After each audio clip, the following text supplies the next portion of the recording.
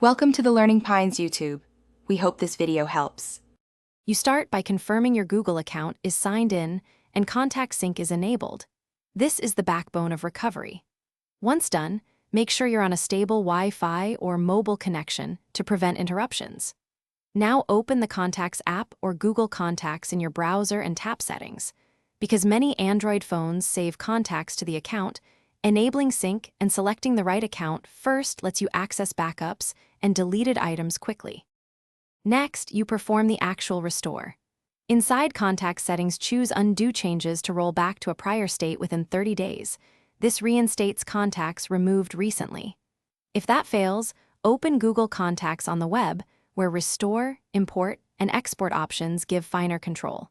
Make sure to select the correct account and check labels and hidden groups because sometimes contacts are still present but not displayed. Once you restore, force a manual sync so your device pulls the updated. Finish by forcing a sync. Go to Accounts, choose Google and tap Sync Contacts, then restart the phone to apply changes. If contacts remain missing, check for a VCF backup or import contacts from the SIM or local storage. Make sure to clear the Contacts app cache and storage only after exporting any visible contacts, and re-add your Google account if sync errors persist.